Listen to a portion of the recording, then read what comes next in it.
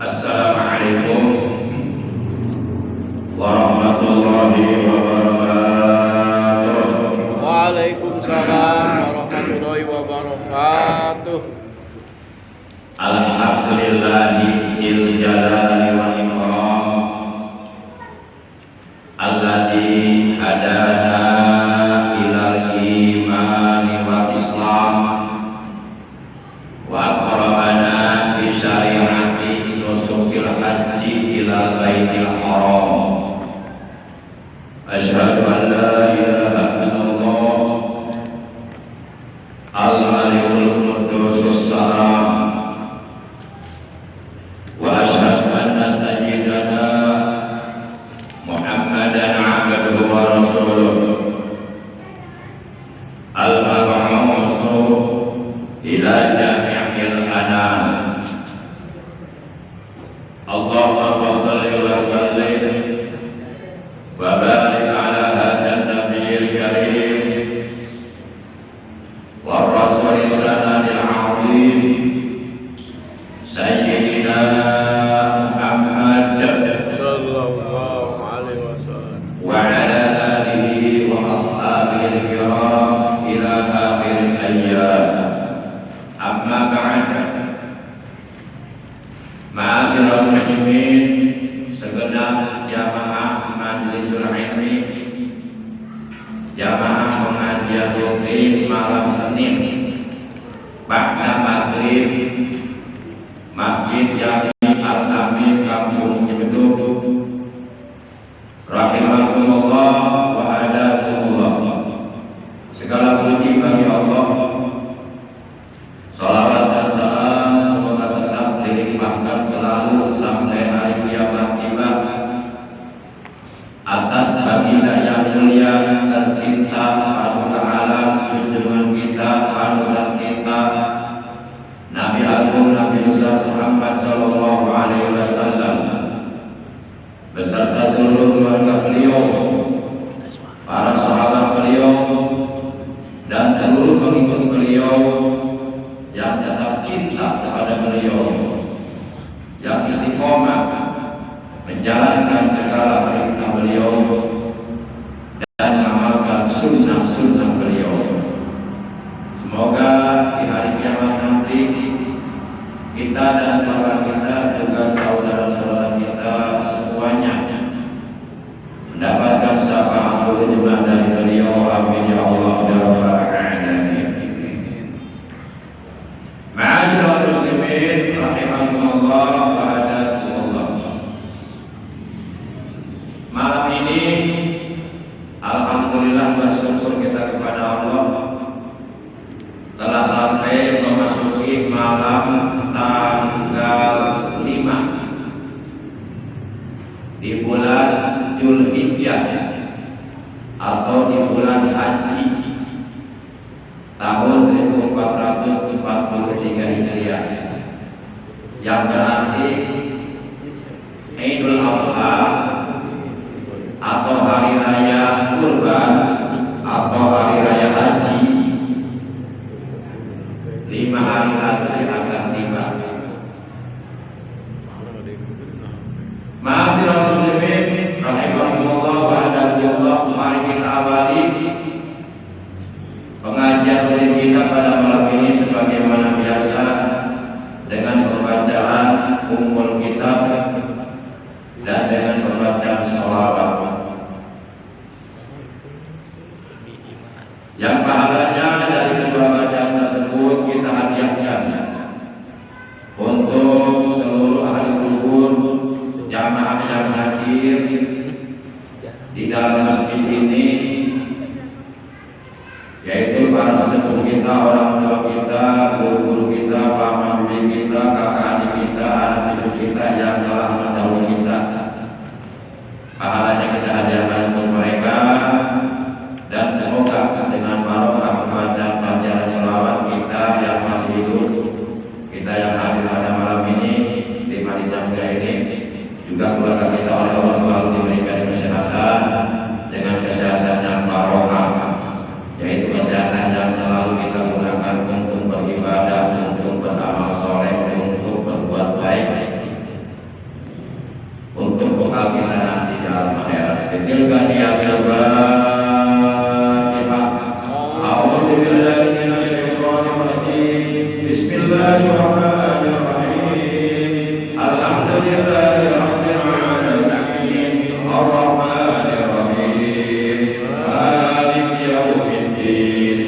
Iyyaka na'budu wa iyyaka nasta'in. Ihdinas siratal mustaqim. Siratal ladzina an'amta 'alaihim ghairil maghdubi 'alaihim waladdallin. Rabbi ighfir lana amin.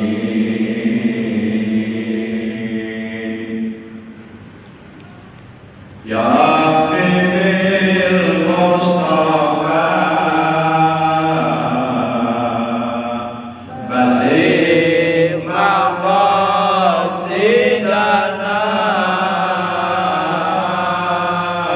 wa bil lana manaba ya wasi'al karami wa bil lana manaba ya wasi'al karami wa nabiyul ladzi tola safa'atuhu likulli harifin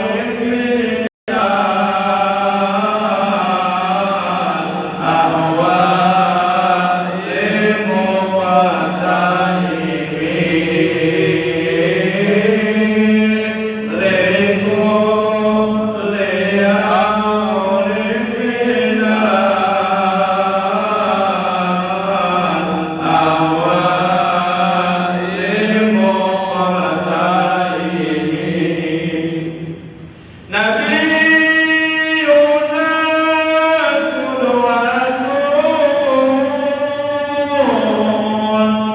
linnasi lazimatun. Nabiyuna qudwatun linnasi lazimatun. Nabiyuna rahmatun lil kauni syamilatun. Nabiyuna rahmatun lil kauni syamilatun.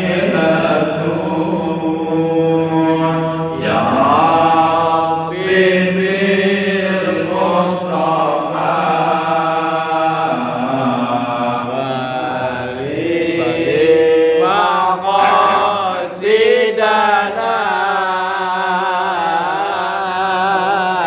wa ighfir lana ma madha ya wasi'al karami wa ighfir lana ma madha ya wasi'al karami. Allahumma shalli wa sallim wa barik alaihi wa ala alihi. Ma'asyiral muslimin, jamaah pengajian rahimakumullah wa hadakumullah. Sebelum saya menyampaikan materi taklim ilmu fikih, terlebih dahulu sekedar pemberitahuan saja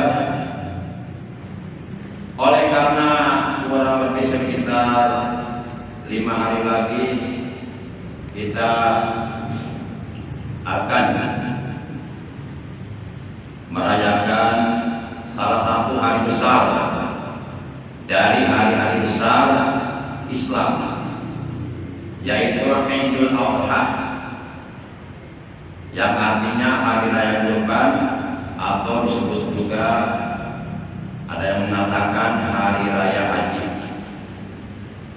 Insya Allah di Masjid Al-Amin untuk pelaksanaan sholat Idul Adha, insya Allah akan kita laksanakan pada hari Sabtu. Hari Sabtu tanggal 9 Juli tahun 2022 Masehi, bertepatan dengan tanggal 10 Zulhijjah, 10 Haji tahun 1443 Hijriah. Jadi malam Sabtu yang akan datang, insya Allah di Masjid Al-Amin sudah mulai melakukan takbiran. Hal ini mengacu kepada peristiwa ritual ibadah haji yang saat ini sedang dilakukan oleh seluruh umat Islam dari berbagai negara, dari berbagai belahan dunia, di mana mereka saat ini sedang melakukan ibadah haji di tanah suci Makkah Al-Mukarramah dalam rangka menjalankan kewajiban rukun Islam yang kelima. Dan informasinya dari jamaah haji yang saat ini sedang beribadah haji di tanah suci Makkah Al-Mukarramah, juga dari kerajaan Saudi Arabia, bahwa pelaksanaan wukuf di Padang Arafah tahun ini itu jatuh pada hari Jumat tanggal 8 Zulhijjah. Hari Jumat tanggal 8 Zulhijjah tahun 2022 Masehi, itu seluruh jamaah haji yang saat ini, yang tahun ini sedang beribadah haji, mereka akan melaksanakan wukufnya pada hari Jumat tanggal 8 Zulhijjah tahun 2022 Masehi. Maka haji tahun ini disebut Haji Akbar. Kenapa disebut Haji Akbar? Karena wukufnya di Padang Arafah tepat pada hari Jumat.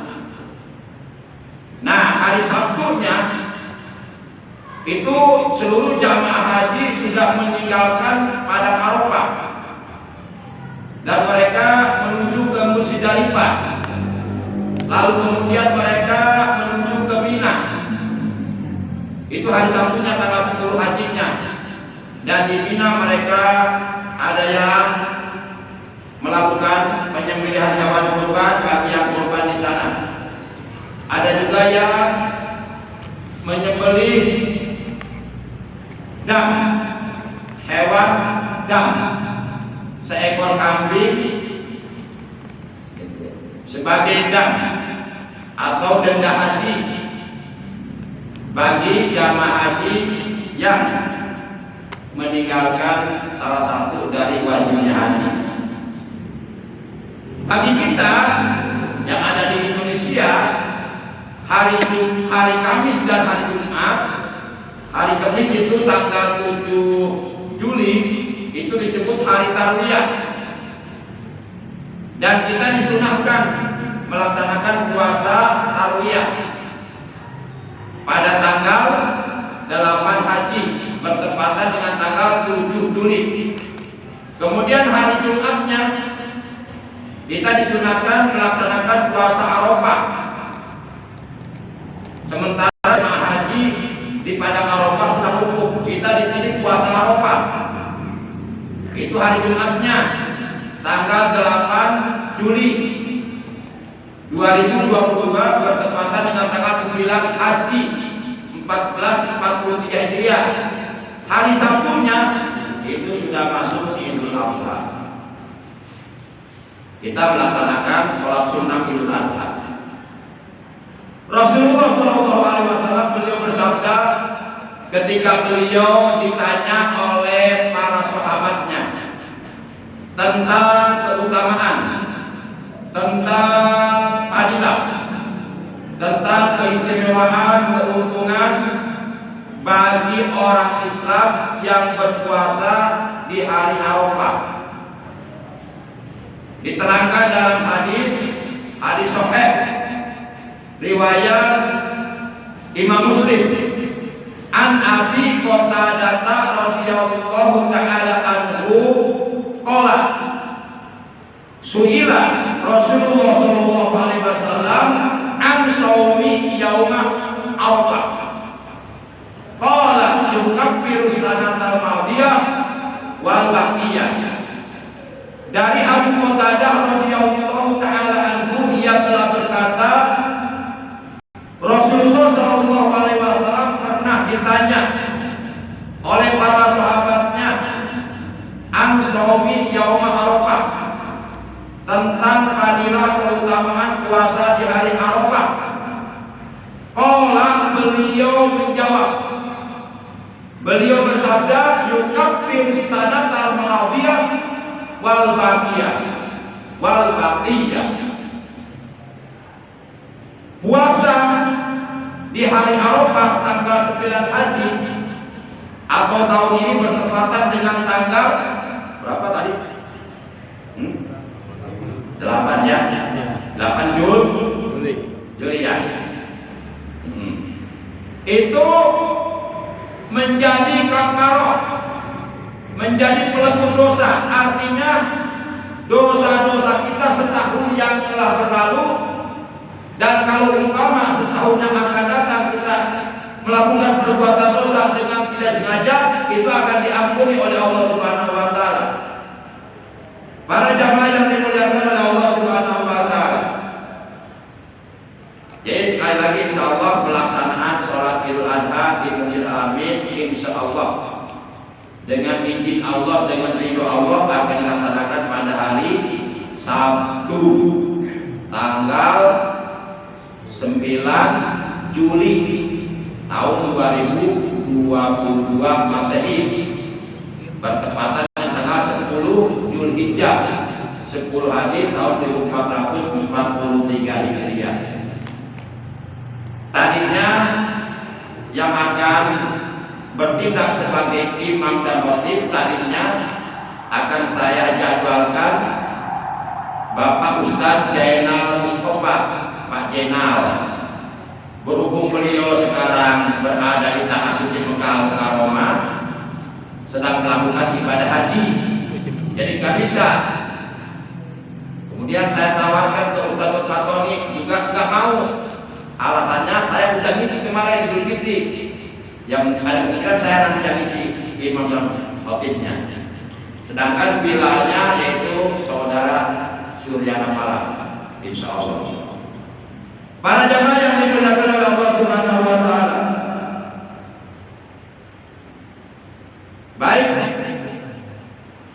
Pada malam Senin 2 minggu yang lalu sudah kita bahas mengenai kesunahan sujud yang pertama, yaitu kita kalau sujud disunahkan menempelkan hidung pada tempat sujud, meletakkan hidung pada tempat sujud. Itu hukumnya sunnah muakkad. Kesunahannya sangat dikokohkan, sangat dianjurkan agar dilaksanakan, pahalanya besar, bisa menyempurnakan sujud. Bahkan ada sebagian ulama berpendapat bahwa menempelkan atau meletakkan hidung pada tempat sujud ketika kita bersujud, ada yang mengatakan hukumnya wajib. Nah, Para jamaah yang dimuliakan oleh Allah Subhanahu wa taala, itu kesunahan sujud yang pertama. Sekarang kita lanjutkan kesunahan sujud yang kedua. Di dalam kitab Fathul Mu'in halaman 21 baris yang ke-8 diterangkan, wa yusannu, dan disunahkan opo watur rukbata ini meletakkan kedua lutut awalan terlebih dahulu, mutafarriqata ini dengan merenggang antara lutut kaki kanan dengan lutut kaki kiri, itu merenggang, tidak boleh dirapatkan. Kodrok sibrin, ukuran merenggangnya yaitu ukuran 1 jengkal, kira-kira 1 jengkal. Nah, setelah kita meletakkan kedua lutut kita ke tempat sujud dengan merenggang kira-kira 1 jengkal, summa kafaihi, baru kemudian kita disunahkan meletakkan kedua telapak tangan. Nah, ini keterangannya. Jadi kalau kita mau lutut, yang diletakkan di tempat sujud telapak tangan dulu apa lutut dulu? Lutut. Nah, lutut dulu, ini keterangannya nih. Ada di ini kita Fathul Mu'in halaman 21 baris yang ke-8 dari bawah. Nah, ini keterangannya. Jadi kita melaksanakan ibadah harus sesuai dengan keterangan, nggak boleh semau kita. Berarti kalau umpama ada orang mau sujud, dia meletakkan kedua telapak tangan dulu, baru lutut. Berarti sesuai dengan keterangan tidak? Tidak, itu makruh. Bisa mengurangi kesempurnaan sholatnya. Makanya ngaji, kalau ngaji kan terbuka, akhirnya keterangannya terbuka. Tapi kalau nggak ngaji, ya selamanya nggak tahu. Jadi kita kadang-kadang kalau nggak tahu, perasaan kita ibadah itu benar aja, karena kita nggak tahu. Ternyata setelah ngaji, ternyata selama ini yang kita lakukan dalam ibadah banyak salahnya, nggak sesuai dengan keterangan. Nah, itu akan terbuka kalau ilmu kita bertambah, kalau kita ngaji. Tapi kalau nggak pernah ngaji, nggak terbuka itu pengetahuan, selamanya tertutup. Akhirnya ibadahnya merasa benar sendiri. Para jamaah yang dimuliakan oleh Allah Subhanahu wa taala. Nah, ini keterangannya. Ini keterangannya nih. Ini kitabnya saya bawa kitabnya. Ini kitab Fathul Mu'in karangan Syekh Jainuddin bin Abdul Aziz Al-Balibari, ulama besar ahli fikih. Baik. Jadi sekali lagi, wa yusannu wa urrukbataini awalan mutafarriqataini qadrosibin, disunahkan agar hendaknya meletakkan kedua lutut terlebih dahulu dengan merenggang kira-kira ukuran 1 jengkal, summa kafaihi, kemudian baru meletakkan kedua telapak tangan. Nah, gitu. Nah, sunnahnya seperti itu. Hadwa mankibaihi, di mana kedua telapak tangan tersebut diletakkan pada tempat sujud sejajar dengan kedua bahu. Nah, sejajar. Jadi kita praktekkan beginilah. Jadi kalau sujud yang sesuai keterangan kitab ini, kita sujud lutut dulu. Nah, baru tangan. Baru jidat sama hidung diletakkan berbarengan. Nah, ini yang sesuai keterangan, yang sesuai sunnah. Kalau ada yang begini, telapak tangan dulu, baru lutut, baru gini. Nah, itu enggak sesuai keterangan dalam kitab ini. Itu ketahuan enggak ngaji namanya itu. Dan itu makruh, sujudnya enggak sempurna. Nah, jadi kita ibadah harus didasari pengetahuan, jangan ibadah asal-asalan tanpa pengetahuan. Apalagi udah ibadahnya tidak didasari pengetahuan, merasa benar lagi. Nah, itu yang konyol. Udah tahu nggak nerima lagi, tambah konyol lagi itu. Takabur itu berdebong, namanya sombong. Para jamaah yang dimuliakan oleh Allah Subhanahu wa taala. Kemudian selanjutnya kesunahan sujud. Tadi mau mempraktekkan hadwa mangkibaihi. Jadi meletakkan kedua telapak tangan itu sejajar dengan kedua bahu. Yang sejajar ini pangkal tangan, bukan ujung jari. Nah, gini nih. Nah, ini pangkal tangan, sejajar. Nah, jajar. Jangan begini. Nah, ini sejajar. Ini bahu ada di sini. Tangannya di sini. Nah, nggak boleh begini. Nggak sejajar. Yang sejajar begini. Nah, enak. Dan jari jemari kaki ditekuk begini. Nah, begini. Jangan begini. Apalagi begini. Apalagi begini.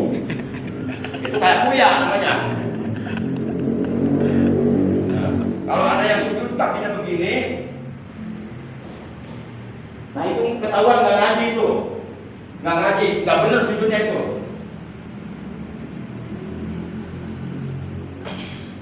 Makanya kita harus ngaji supaya sedikit demi sedikit kesalahan-kesalahan yang selama ini kita lakukan dalam ibadah karena kita nggak tahu akan kita perbaiki kekurangan-kekurangannya, ketidaksempurnaannya.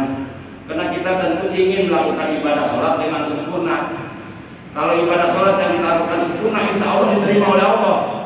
Tapi kalau sholatnya asal-asalan tanpa pengetahuan, nggak sesuai dengan keterangan, mana mungkin diterima oleh Allah? Para jamaah yang dimuliakan oleh Allah Subhanahu wa Ta'ala. Baik, kita lanjutkan. Kemudian rafi'an jir'aihi, dengan terangkat kedua lengannya, anil ardi, dari bumi. Jadi kalau kita sujud, ini kedua lengan kita, lengan kanan, lengan kiri harus terangkat dari tempat sujud. Tidak boleh diletakkan di lantai kayak begini nih. Nah, ini nggak boleh. Nah, ini kalau sujudnya begini, ini ibadahnya, sholatnya menyerupai binatang. Padahal Rasulullah melarang kita melakukan sholat menyerupai 3 macam binatang, 3 macam hewan. Pertama, kita dilarang melakukan sujud menyerupai anjing. Anjing depak. Anjing kalau depak tangannya begini dia. Nah kalau kita sujudnya begini, berarti menyerupai anjing. Makanya diangkat tangan dalam tangan, diangkat begini, bukan begini. Nah, ini yang benar. Nah, yang kedua, kita dilarang melakukan sholat menyerupai burung mematuk. Jadi kalau sujudnya cepat, cuma nempel sebentar diangkat lagi. Nah, padahal sujud itu wajib tumanina. Di dalam sujud kita disunahkan baca tasbih 3 kali. Ukuran paling sedikit baca tasbih di dalam sujud ataupun di dalam ruku itu 1 kali. Kemudian ukuran adnal kamal, rendah tapi mencapai kesempurnaan 3 kali. Kalau dalam ruku subhana rabbiyal azim wa bihamdihi 3 kali. Kemudian tumanina. Kalau dalam sujud subhana rabbiyal a'la wa bihamdihi 3 kali. Kemudian tumanina baru Allahu akbar. Paling banyak disunahkan yang baca tasbih dalam ruku atau dalam sujud 11 kali itu boleh. Tapi yang 11 kali mah kita lakukan kalau kita sholat sendirian, seperti tahajud tengah malam gitu. Para jamaah yang dimuliakan oleh Allah. Nah, kita dilarang melakukan sujud seperti burung mematuk, tek tek tek, cepat sujudnya, enggak tumanina. Kalau kita melakukan sholat 5 waktu, tidak tumanina pada waktu ruku, tidak tumanina pada waktu i'tidal, tidak tumanina pada waktu sujud, tidak tumanina pada waktu duduk di antara 2 sujud, sholat kita enggak sah, enggak diterima, enggak sah sholatnya, dianggap belum sholat. Karena seluruh para ulama ini berpendapat bahwa di dalam sholat wajib tumanina pada waktu ruku, wajib tumanina pada waktu i'tidal, wajib tumanina pada waktu sujud, wajib tumanina pada waktu duduk di antara 2 sujud. Kalau enggak tumanina, sholatnya sebanyak apapun percuma, sia-sia, enggak sah. Bagaimana mungkin Allah akan kalau sholat yang kita kerjakan secara hukum dinilai tidak sah. Orang yang sholatnya tidak sah sama dengan belum sholat. Secara hukum begitu. Kita pikir kita udah sholat, padahal kata hukum kamu belum sholat. Dan ini pernah kejadian dengan Rasulullah. Ada sahabat sampai disuruh mengulangi sholatnya sampai 3 kali oleh Rasulullah karena sholatnya nggak benar. Nah, dan ketiga, kita dilarang melakukan sholat menyerupai binatang yang bernama unta. Unta kalau mau bangun dari duduknya, unta, perhatikan unta. Kalau mau bangun, mau berdiri, dia mendahulukan apa coba? Mendahulukan punggung. Begini nih. Jadi kalau kita mau, setelah kita sujud yang kedua mau bangun untuk rakaat kedua, nah kita nih, misalnya ini sujud yang kedua nih. Nah kita duduk dulu istirahat. Ini sunnah. Jangan langsung berdiri. Baru begini. Baru begini nih. Nah baru begini. Nah itu yang sunnah. Nah kalau kita bangun mau berdiri, mendahulukan punggung dan pantat, itu menyerupai onta. Begini nih contohnya. Wah. Jadi yang didahulukan punggung dan pantat itu menyerupai onta, dilarang itu. Jadi kalau bangun dari sujud yang kedua mendahulukan punggung berikut pantat, itu berarti kita melakukan sholat menyerupai onta mau bangun. Satu, tidak boleh kita melakukan sujud menyerupai anjing. Dua, kita tidak boleh apa tadi nggak ingat melakukan sujud seperti burung yang mematuk, sujudnya enggak tumani, tidak cepat banget sujudnya, asal-asalan sujudnya. Yang ketiga, kita tidak boleh melakukan sholat menyerupai onta bangun, mendahulukan punggung. Jadi baru dua tuh ya. Kesunahan sujud yang pertama, mau sujud kita disunahkan pada waktu sujud meletakkan hidung, hukumnya sunnah akad. Bahkan ada ulama berpendapat wajib. Yang kedua, kalau mau sujud disunahkan mendahulukan meletakkan kedua lutut, baru kedua telapak tangan, baru jidat dan hidung diletakkan secara berbareng. Dan yang berikutnya kita disunahkan pada waktu meletakkan sujud di dalam pada waktu meletakkan kedua telapak tangan di dalam sujud, ini lengan kita terangkat, jangan nempel ke tempat sujud. Masih banyak lah kesunahan-kesunahan yang seyogyanya kita lakukan dalam sujud. Supaya apa? Supaya sujud yang kita kerjakan sempurna, begitu. Karena sujud rukun sholat. Kalau sujudnya sempurna, insya Allah sholatnya sempurna, sah. Tapi kalau sujudnya nggak sempurna, sujudnya nggak benar, sholatnya nggak benar. Demikian, paling karena sudah masuk waktu isya, kurang lebihnya mohon maaf. Terima kasih atas kehadirannya, atas perhatiannya. Akhirnya para jemaah, mari kita tutup pengajian kita malam ini mengucapkan hamdalah. Alhamdulillahirabbil alamin. Subhanakallahumma wa bihamdika asyhadu an la ilaha illa anta wahdaka la syarika laka astaghfiruka wa atubu ilaik.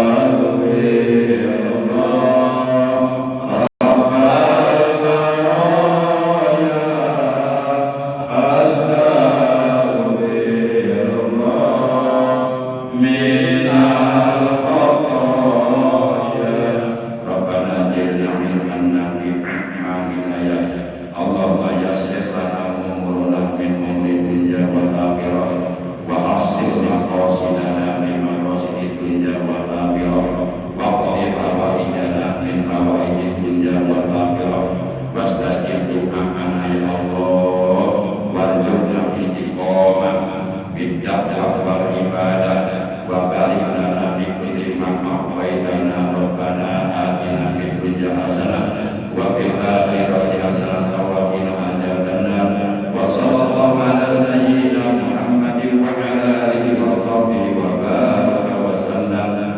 Subhana rabbika rabbil